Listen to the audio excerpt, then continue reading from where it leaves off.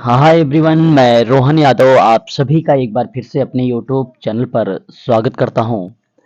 आज मैं आप लोगों से यूजीसी नेट समाज कार्य जून 2013 का द्वितीय समाज कार्य प्रश्न पत्रों पर मैं आप लोगों से जिक्र करने वाला हूं।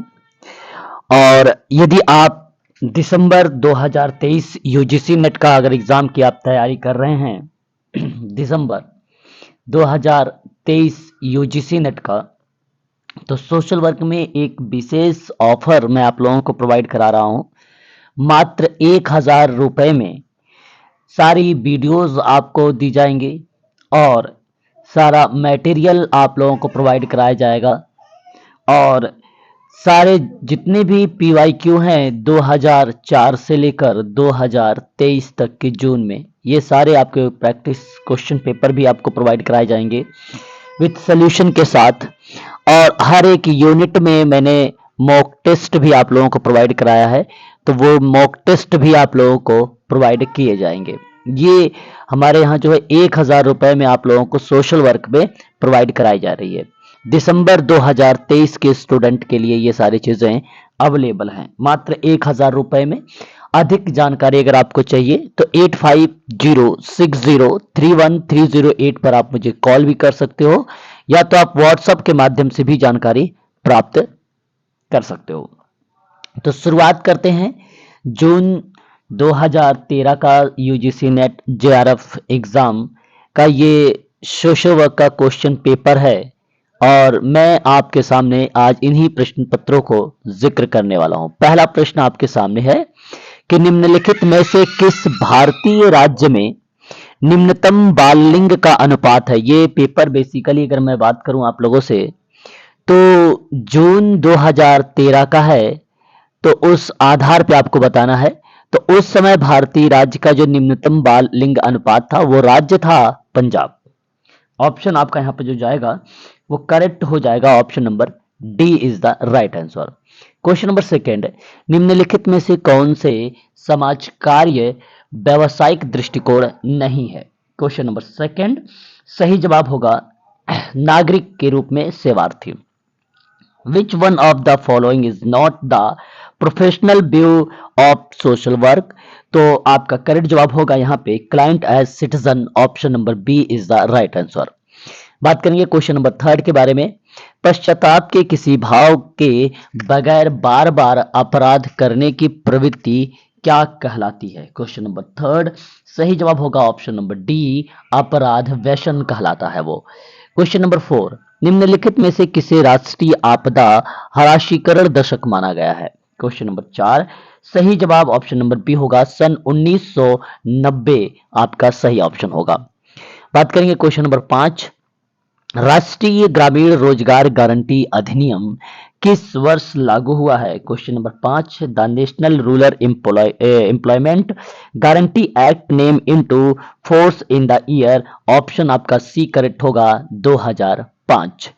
बात करेंगे क्वेश्चन नंबर सिक्स, लिखित और दृष्टिगत सामग्री जिसे प्राथमिक रूप से यौन सुख के लिए पढ़ा या देखा जाता है क्या कहलाती है। क्वेश्चन नंबर सिक्स का सही जवाब ऑप्शन नंबर बी होगा अश्लील चित्र और साहित्य। लिखित और दृष्टिगत सामग्री जिसे प्राथमिक रूप से यौन सुख के लिए पढ़ा और देखा जा रहा है उसे अश्लील चित्र और साहित्य कहेंगे, ऑप्शन नंबर आपका बी करेक्ट जवाब होगा।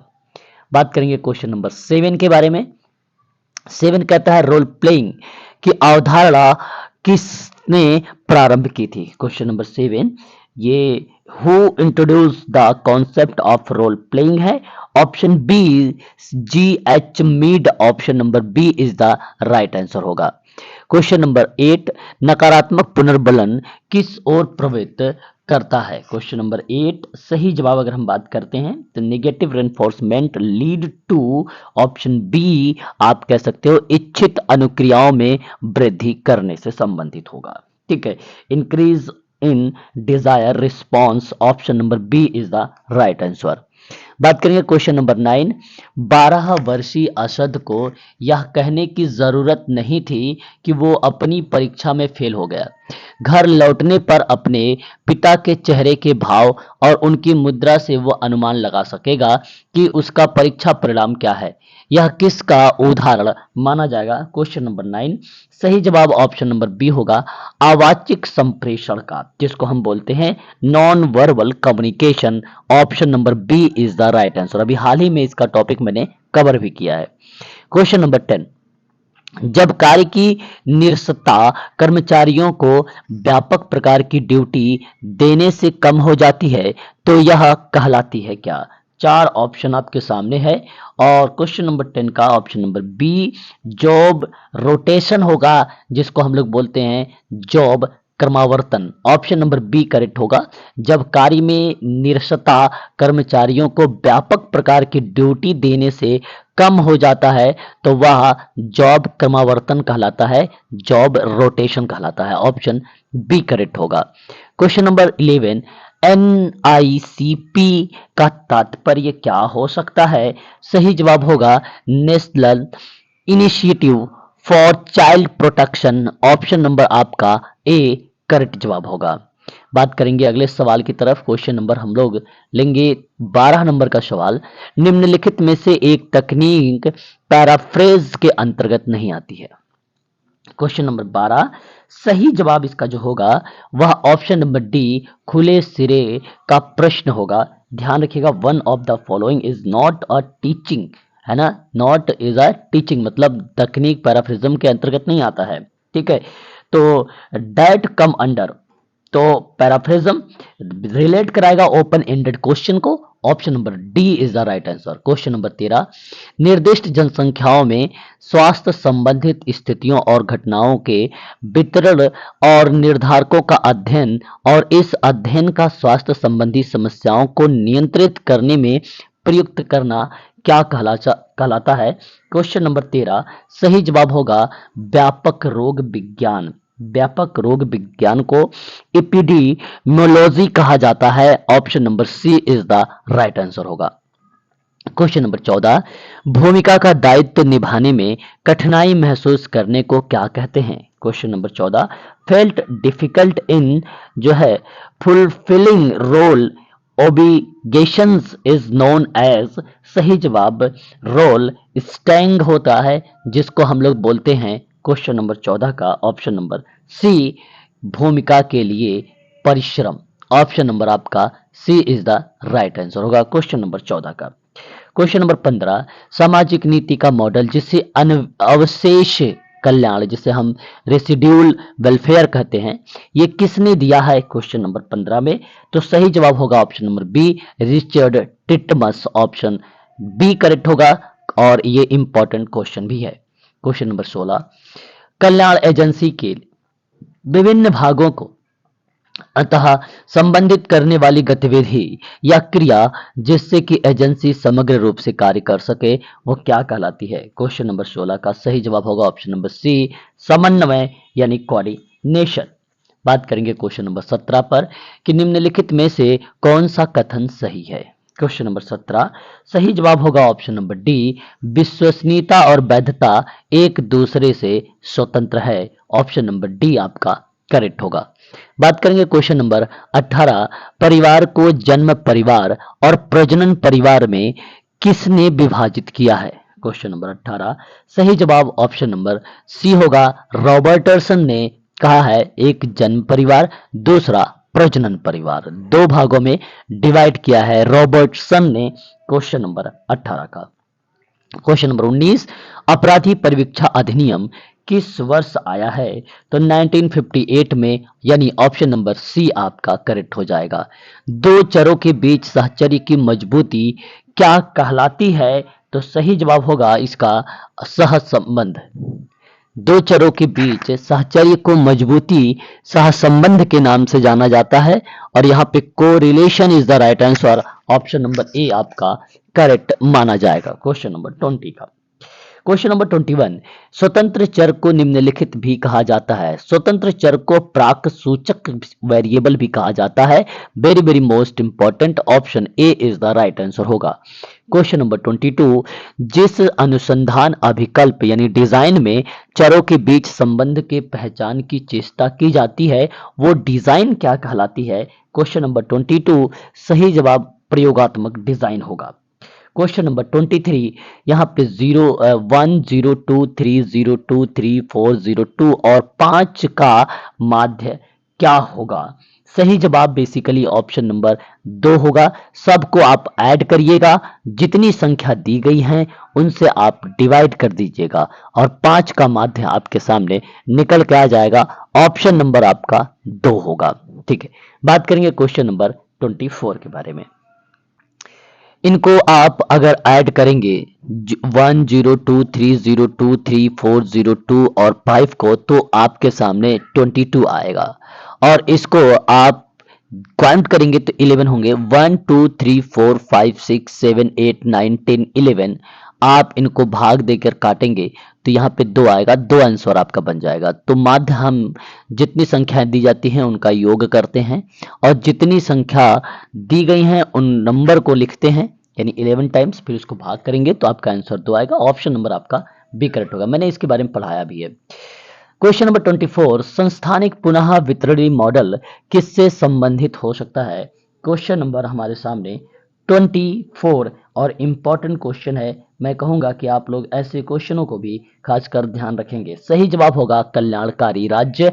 Option number B is the right answer. संस्थानिक पुनः वितरणी मॉडल किससे संबंधित है? तो कल्याणकारी राज्य से संबंधित है। आगे बढ़ेंगे और एक सवाल और लेते हैं। क्वेश्चन नंबर 25, जीवन सूचकांक की भौतिक गुणवत्ता किससे संबंधित हो सकती है? सही जवाब ऑप्शन नंबर बी होगा आपका डी.एम. मॉरिस। डी.एम.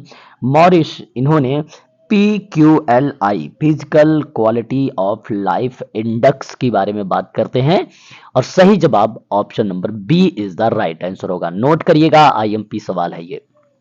बात करेंगे क्वेश्चन नंबर 26, जेंडर संबंधी विकास सूचकांक का प्रयोग किसने किया? क्वेश्चन नंबर 26 का सही जवाब ऑप्शन नंबर सी मानव विकास रिपोर्ट होगा यहाँ पे करेक्ट जवाब। क्वेश्चन नंबर 27, निम्नलिखित में से कौन सा सही नहीं है? धारणा वैज्ञानिक सत्य बन जाती है जब वह बेसिकली रिलेट होती हो। तो ऑप्शन नंबर प्रयोगात्मक रूप से वो जब स्थापित होती है तो वहां पर यह कथन आपके लिए क्या बन जाता है? सही के रूप में नहीं होता है। ऑप्शन नंबर आपका ए करेक्ट है। तो निम्न में कौन सा सही नहीं है? जो पूछा गया है कि धारणा वैज्ञानिक सत्य बन जाती है जब वो प्रायोगिक रूप से स्थापित होगी, बाकी तो ये आपके करेक्ट होंगे। क्वेश्चन नंबर 28, व्यवहारिक परिकल्पना में जो सुस्पष्ट रूप से इंगित किया है उसे स्वीकार या अस्वीकार और उसे अस्वीकार करने वाले प्रकल्पना या हेत्वाश्रित कथन क्या कहलाता है? क्वेश्चन नंबर 28 सही जवाब होगा नल हाइपोथेसिस यानी option number D is the right answer होगा इस प्रश्न का सही जवाब। 29, परिवर्ती मतलब वेरिएबल्स, परिवर्तीय शब्द बीमारू या जिसको हम लोग बोलते हैं BIMARU कौन सी राज्य की निरूपण प्रक्रिया होती है? क्वेश्चन नंबर 29 में तो सबसे पहले तो आपको BIMARU आपको लिखना है। BI से आपका बिहार हो जाएगा, ठीक है। फिर उसके बाद MA से आपका मध्य प्रदेश हो जाएगा, फिर R से आपको रांची हो जाएगा, U से आपका उत्तर प्रदेश हो जाएगा यानी यूपी। तो ऑप्शन नंबर आपका यहाँ जो करेक्ट जाएगा वो पहला ऑप्शन आपका सही माना जाएगा। क्वेश्चन नंबर 30, शासन में जवाबदेहिता किसका संकेत करता है? Question number 30 very very most important question. ये नेता और सरकार तथा लोक कल्याण को जवाबदेह ठहराने की नागरिकों की योग्यता को दर्शाता है। शासन में जवाबदेहिता ये संकेत कर रहा है। ऑप्शन ए आपका करेक्ट जवाब होगा। क्वेश्चन नंबर 31, कांच छतगिरी ग्लास सेलिंग क्या कहलाती है? Question number 31 very very most important.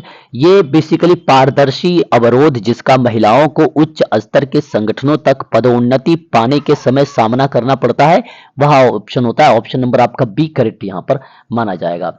पीत क्रांति किससे संबंधित है? पीत क्रांति बेसिकली रिलेट कराता है तिलहन के उत्पादन में वृद्धि करने की प्रौद्योगिकियां और तिलहन की गई किस्मों में वृद्धि, विकास और उन्हें अपनाना। Option number C is the right answer होगा तिलहन के संबंध में प्रीति क्रांति। जैविकी अवर्धन एक प्रक्रिया मानी जाती है, बिल्कुल सही जवाब है। और इसका जो सही ऑप्शन माना जाएगा, जब कुछ मिश्रण पारिस्थितिकी व्यवस्था में बिल्कुल अपरिवर्तित रूप से रह जाते हैं, क्योंकि वे परभक्षी वृत्ति के कारण एक से दूसरे जीव में चले जाते हैं। ऑप्शन सही जवाब माना जाएगा, इसका ए इज द राइट आंसर। बात करेंगे अगले सवाल की तरफ, और अगले सवाल की तरफ हम रुख करते हैं क्वेश्चन नंबर 24 में। 24 की अगर मैं बात करूं आप लोगों से, इसका सही जवाब जो जाएगा, प्रजनन बाल स्वास्थ्य को रिलेट कराएगा माँ और बच्चे को। राष्ट्रीय ग्रामीण रोजगार गारंटी अधिनियम रिलेट कराएगा ग्राम स्तर के रोजगार को। उत्तर जो है अभिघातक तनाव विकार जो रिलेट होगा वो आपका अभिघात ट्रॉमा, यानी पुलिस शोध एवं विकास ब्यूरो पुलिस शोध को रिलेट कराएगा। यहाँ पे पहले का 3 गया है और आप रिलेट भी कर सकते हो ऑप्शन नंबर बी को, इसलिए ऑप्शन नंबर बी आपका यहाँ पे सही हो जाएगा। क्वेश्चन नंबर 35 कहता है निम्नलिखित अधिनियम को हमें दर्शाना है और उसे क्रम में भी दर्शाना है। ये बात आप लोगों को पता होना चाहिए क्रम में। तो सबसे पहले तो मैं आप लोगों को बताऊंगा कि आप इंडियन भारतीय मजदूर संघ, जिसको हम लोग हम क्या बोलते हैं, the Indian trade union act के नाम से जानते हैं, ये एक्ट कब आया है? तो 1926 आप सभी लोग लगाइए, और यहाँ पर बी सबसे पहले, यानी आप देखेंगे सेकंड वाला आपका सबसे पहले आएगा। औद्योगिक रोजगार स्थानीय आदेश है, तो ये 1947 नहीं 1946 लगाइएगा। औद्योगिक विवाद अधिनियम 1947 लगाइएगा। और उसके बाद हमारे सामने एक और ऑप्शन बचता है, और वो है 4 ऑप्शन। और 4 ऑप्शन आपसे क्या कहता है? कहता है रोजगार से संबंधित कार्यालय अनिवार्य अधिसूचक अधिनियम। ये एक्ट कब बेसिकली मेंशन किया गया, या ये एक्ट कब आया रोजगार के संबंध में? तो 1960 आप लोग लगाइएगा। तो आप देख सकते हैं पहले पर आपका 26 है, दूसरे पे आपका 46 आ जाएगा, फिर यहाँ पर जो तीसरा पॉइंट पे तीसरा है 1947 हो जाएगा, चौथा है 1960 हो जाएगा। ऑप्शन नंबर आपका ए इज द राइट आंसर होगा। क्वेश्चन नंबर 36 सहभागी ग्रामीण मूल्यांकन अप्रेजल जिसको कहते हैं, इसको प्रक्रिया में आपको सही सोपान में दर्शाना है, सही क्रम में दर्शाना है। तो सबसे पहले आपको ध्यान रखना है नंबर जो 4 लिखा है प्रारंभिक संपर्क, ये 1 पर होगा। उसके बाद अगर हम लोग जिक्र करते हैं तो नंबर 3 यानी संबंध बनाना, यानी ये नंबर 2 पे होगा। और फिर उसके बाद अगर हम बात करेंगे नंबर 3 पर, तो यह आपका उपकरणों का उपयोग होगा नंबर 3 पर। और नंबर 4 की बात अगर हम लोग करेंगे तो वो नंबर 2 पे आ जाएगा। नंबर 5 हमारे लिए 5 ही होगा, और नंबर 6 पर हमारा लास्ट वाला पॉइंट है, ये नंबर 6 पर 6 ही होगा। सही जवाब अगर आपका अगर बात करें तो ऑप्शन नंबर आपका पहला वाला करेक्ट जवाब है। ये पीआरए के संबंध में सवाल है। पीआरए जो है एक पार्टिसिपेटरी रूरल अप्रेजल है। इस प्रक्रिया में सोपान का यही सही क्रम माना जाता है। Option number A is the right answer. IMP सवाल है, इसको जरूर आप ध्यान में रखेंगे। क्वेश्चन नंबर बात करेंगे नेक्स्ट, और 37 हमारे सामने दिया गया है, वो भी एक प्रकार से एक्ट के संबंध में दिया गया है। पहले तो हमें ध्यान रखना है चाइल्ड मैरिज एक्ट कब आया है, ये भी हमें पता होना चाहिए एक्ट के क्रम में। तो 2006 जिसको हम लोग बोलते हैं बाल विवाह निरोध अधिनियम, ये 2006 में आपको ध्यान रखना है। और उसके बाद अगर हम बात करते हैं तो पॉइंट थर्ड को देखेंगे, हिंदू विवाह अधिनियम, तो 1955 आएगा आपका, 1955 आपका आएगा। और उसके बाद हमें देखना होगा आप जो है पॉइंट नंबर 4 डॉयरी मतलब एक प्रकार से इसके अगर बारे में बात करें तो दहेज प्रतिषेध अधिनियम है, और दहेज प्रतिषेध अधिनियम 1961 हो जाएगा, 1961। और लास्ट में आपका 1971 हो जाएगा, है ना। यानी जो medical termination of pregnancy act है ये आपका 1971 हो जाएगा। इस हिसाब से अगर देखा जाए तो ऑप्शन जो गया है वो बी ऑप्शन आपका करेक्ट माना जाएगा। पहले 2006 है, फिर उसके बाद तीसरा है 1955 है, फिर उसके बाद चौथा 1961 है, फिर उसके बाद जो ये दूसरा देख रहे हैं 1971 है। ऑप्शन नंबर आपका बी करेक्ट जवाब हो जाएगा। क्वेश्चन नंबर 38 बात करेंगे बंदी गृह सुधारात्मक संस्थान जिसका उद्देश्य अपराधियों को सुधारना होता है ना। जिसका अपराध मतलब व्यक्ति को सुधारना होता है, बिल्कुल ये बात सत्य है। और फिर बंदी गृह जो है समाज की सुरक्षा करने के लिए अपराधियों को अलग करता है, ये भी सही है, लेकिन व्याख्या नहीं। देखिए बंदी गृह यहाँ पे लिखा हुआ, तो बंदी गृह यहाँ पे लिखा, इसका मतलब ये नहीं कि सत्य है। ये बंदी गृह समाज की बात हो रही है, बंदी गृह सुधारात्मक संस्था की बात हो रही थी, इसकी व्याख्या नहीं होगी, इसलिए ऑप्शन नंबर आपका डी करेक्ट होगा। क्वेश्चन नंबर 39 में एक तरफ घटना दिया गया है और एक तरफ उसके वर्ष को डिनोट किया गया है। तो अंतर्राष्ट्रीय वर्ष की बात करेंगे तो 1985 हो जाएगा। और उसके बाद अगर हम लोग बात करेंगे अंतर्राष्ट्रीय लघु ऋण वर्ष के बारे में, तो ये आपका 2005 हो जाएगा। मानसिक स्वास्थ्य अधिनियम की बात करेंगे तो ये 1987 हो जाएगा। और योजना आयोग स्थापना की अगर हम लोग बात करेंगे तो ये आपका 1950 हो जाएगा। तो ये आपको याद रखना, ये सही तरीके से मैच किया गया है, इसलिए देखा जाए ऑप्शन नंबर बी, तो option number B is the right answer होगा। बात करेंगे नेक्स्ट सवाल की तरफ, और अगला सवाल हमारे सामने 40 नंबर का सवाल है और इंपॉर्टेंट क्वेश्चंस ये भी है। एक तरफ घटना दिया गया है, उसकी तरफ बताने एक मनाने का वर्ष आपके सामने रिप्रेजेंट किया गया। विश्व उपभोक्ता दिवस की बात करेंगे तो 15 मार्च हो जाएगा। अंतर्राष्ट्रीय साक्षरता दिवस की अगर हम लोग बात करेंगे तो ये 8 सितंबर हो जाएगा। विश्व मानसिक स्वास्थ्य दिवस की बात करेंगे तो ये आपका 10 अक्टूबर हो जाएगा। और संयुक्त राष्ट्र दिवस की अगर हम लोग बात करेंगे तो यह आपका 24 अक्टूबर हो जाएगा। ठीक है, तो ये आपका करेक्ट है दिवस जो मिलाया गया है। तो क्वेश्चन नंबर 40 का जो जाएगा वो ऑप्शन नंबर आपका ए इज द राइट आंसर होगा। बात करेंगे क्वेश्चन नंबर 41 के बारे में, यानी 41 नंबर का सवाल। सूची 1 और सूची 2 से हमें मिलान करना है। 41 में अगर हम बात करें मुखा अवस्था रिलेट कराएगी विश्वास बनाम अविश्वास को, गुदा अवस्था रिलेट कराएगा आपका स्वायत्तता बनाम शर्म एवं संयम को, जननांगी अवस्था जो रिलेट कराता है जननांगी अवस्था ये आपका पहल एवं अपराध बोध को, अव्यक्तता जो होगा वो उद्योग बनाम हीनता को, है ना। तो एक तरफ यहाँ पे फ्रायड है, दूसरी तरफ अगर हम बात करें तो इरेक्शन दिए गए हैं।